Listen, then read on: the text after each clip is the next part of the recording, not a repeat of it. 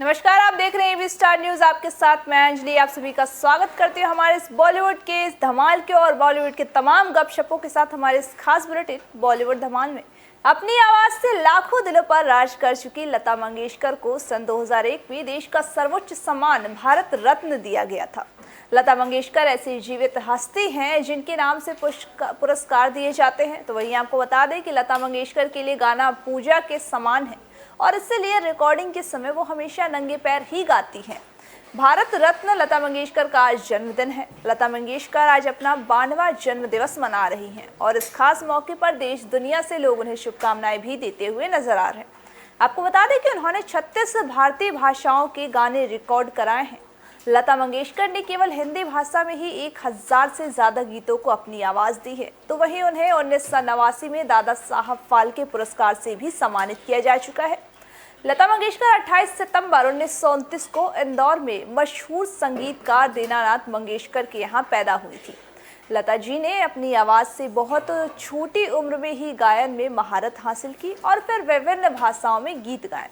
आपको बता दें कि प्रधानमंत्री नरेंद्र मोदी ने लता मंगेशकर को जन्मदिन की बधाई देते हुए लिखा है, आदरणीय लता दीदी को जन्मदिन की बधाई। आपकी सुरीली आवाज पूरी दुनिया में गूंजती है। भारतीय संस्कृति के प्रति आपकी विनम्रता और जुनून के लिए आपका सम्मान किया जाता है।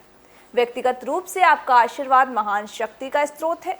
मैं लता दीदी के लंबे और स्वस्थ जीवन की कामना करता हूँ। साथ ही गृह मंत्री अमित शाह ने कहा है कि लता दीदी को जन्मदिन की शुभकामनाएं देते हुए कहा है कि लता दीदी ने अपनी मधुर आवाज से भारतीय संगीत को पूरे विश्व में फैलाया है।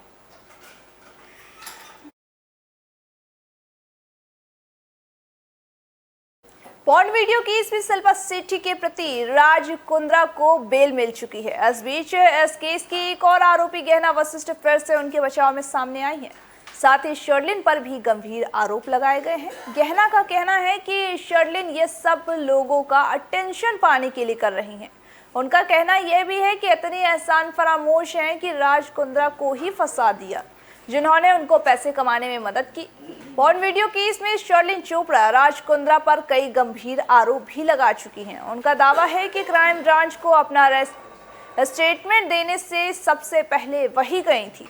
रिपोर्ट्स की माने तो गहना ने कहा है कि उनको राज कुंद्रा का शुक्रगुजार होना चाहिए। वह आज जो भी हैं वो राज कुंद्रा की ही वजह से हैं।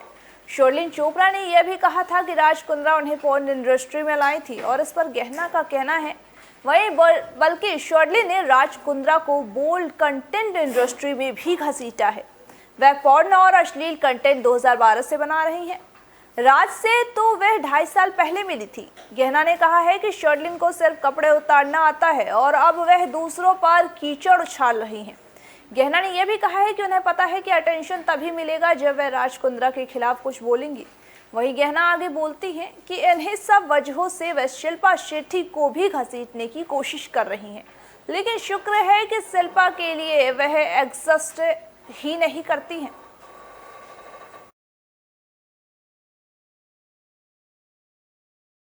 टीवी एक्टर सिद्धार्थ शुक्ला का दुनिया से यूं ही चले जाना इंडस्ट्री के लिए एक बहुत बड़ा झटका है।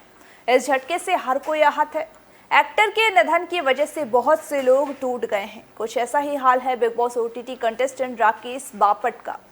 राकेश बापट भी एक्टर के अचानक निधन से शॉक्ड और दुखी हैं। सिद्धार्थ के निधन की जानकारी राकेश बापट को शो के लास्ट में पता चली थी। वहीं आपको बता दें कि राकेश ने अपने हालिया इंटरव्यू में बताया है कि जब उन्हें और बाकी को कंटेस्टेंट्स को जब इस बारे में पता चला तो उन्होंने कैसे रिएक्ट किया। राकेश बापट ने कहा है कि हमें बिग बॉस के घर में शो के आखिरी दिन सिद्धार्थ शुक्ला के निधन के बारे में पता चला और हम इस पर विश्वास नहीं कर पा रहे थे। राकेश ने आगे कहा है कि कैसे इस दुर्भाग्यपूर्ण घटना ने उन्हें यह सोचने पर मजबूर कर दिया कि जीवन का कोई भरोसा नहीं है और हमें जीवन में नफरत फैलाने की बजाय दया दिखाना चाहिए। राकेश ने सिद्धार्थ शहनाज गिल के BBOTT एंट्री को याद दिलाते हुए कहा कि सिद्धार्थ के निधन ने मुझे एहसास दिलाया है कि हम आने वाले कल के बारे में नहीं जानते हैं और इसीलिए सभी निगेटिव बातें और नफरत को छोड़कर हमें खुशियां देने की ज़रूरत है, क्योंकि कोई नहीं जानता कि जीवन ने उनके लिए क्या योजनाएं बनाई है। यह समय है सारी नफरतों को छोड़ करके बस अच्छी बातों के बारे में सोचने का और विचार करने का।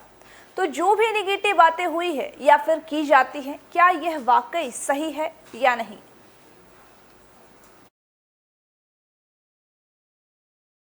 रणवीर कपूर इस वक्त जोधपुर में है, जहां वह अपना 39वां बर्थडे सेलिब्रेट कर रहे हैं। वहीं आपको बता दें कि कपूर खानदान से ताल्लुक रखने वाले रणवीर कपूर ने अभिनय की अपनी अलग ही इस दुनिया में पहचान बनाई है।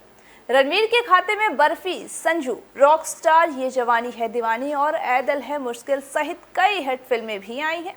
फिल्मों के साथ ही रणवीर निजी जिंदगी को लेकर भी सुर्खियों में बने ही रहते हैं। आपको बता दें कि चाहे उनकी लव लाइफ हो या फिर पिता ऋषि कपूर के साथ उनका रिश्ता, ऋषि कपूर ने इसका खुलासा खुद किया है कि एक वक्त ऐसा भी था जब उन्हें और रणवीर के साथ रिश्ते की पूरी एक तरह ही की दूरी बन गई थी। 2015 में एक इंटरव्यू में ऋषि कपूर ने कहा था कि जब मैं शादी के बाद अलग रहना चाहता था तब मेरे पिता ने मुझे स्पेस दिया और मैं रणवीर को भी वही स्पेस देना चाहता हूँ। जब वह अपनी गर्लफ्रेंड के साथ दूसरे घर में शिफ्ट होना चाहता था, इस घर में उसके लिए एक कमरा था। एक 33 साल के लड़के के लिए इतना काफ़ी आखिर कैसे हो सकता है। वह एक अच्छा बेटा है, वह मेरी बात सुनता है, लेकिन मैं उसके करियर में दखल नहीं देता क्योंकि मेरा करियर मेरा है और उसका करियर उसका।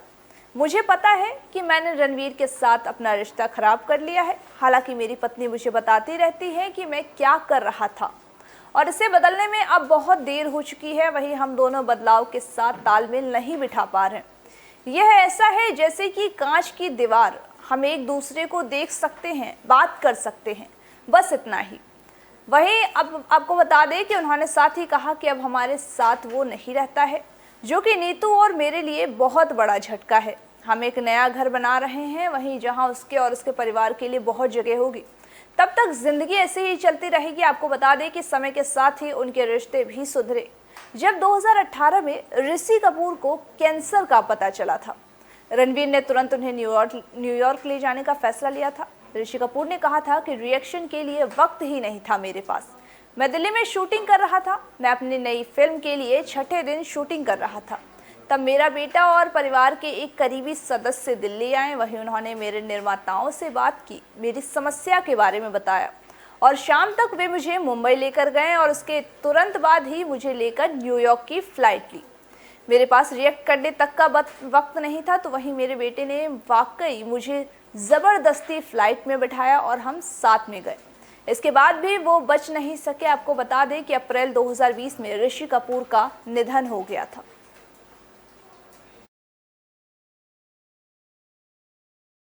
कौन बनेगा करोड़पति के सीजन 13 के लेटेस्ट एपिसोड में राजकोट गुजरात के जीएसटी इंस्पेक्टर संध्या मखीजा हॉट सीट पर बैठी हैं। ऐसे दौरान अमिताभ बच्चन ने टैक्स इंस्पेक्टर संध्या से पूछा, क्या आपने टैक्स भर दिया है? तो इस पर महानायक ने जो जवाब दिया है उसे सुनने के लिए हर कोई हंस हंस कर लोटपोट हो गया। शो के लेटेस्ट एपिसोड में अमिताभ बच्चन जीएसटी इंस्पेक्टर संध्या मखीजा का परिचय देते हुए कहते हैं कि ये जीएसटी नहीं भरने वालों को पकड़ ले जाती हैं। इसके बाद बिग बी संध्या मखीजा से राज्य कर निरीक्षक के बारे में पूछती हैं। तो वहीं इस पर संध्या मखीजा कहती हैं, सर मैं जीएसटी विभाग में एक राज्य कर निरीक्षक ही हूँ और मेरा काम अच्छे लोगों के लिए चीज़ों को आसान बनाकर उनकी मदद करना है और बुरे लोगों के लिए उनका जीवन कठिन बनाना है। मैं ईमानदार करदाताओं की मदद करती हूँ और टैक्स चोरी करने वाले, काला धन रखने वालों पर नजर रखती हूँ। जीएसटी इंस्पेक्टर की बात सुनकर अमिताभ फिर कहते हैं, तो आप बुरे लोगों को अच्छे लोगों में बदल देती हैं क्या?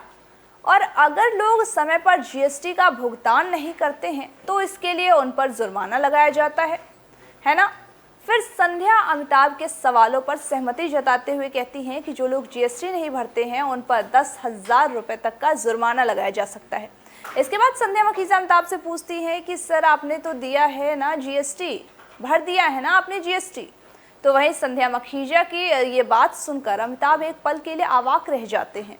वह इधर उधर देखते हैं और फिर कहते हैं, देवी जी अगर हमने नहीं भरा होता ना तो हमको यहाँ बैठने नहीं देती, आप पकड़ के ले जाते, आप जैसे लोग हमको और बंद कर देते। अमिताभ की ये बात सुनकर शो में बैठी पब्लिक हंसने लगी। वहीं आपकी जानकारी के लिए बता दें कि संध्या शो में बहुत कम ही राशि जीत पाई। वह 30,000 के सवाल पर गलत जवाब देकर शो से बाहर हो गई।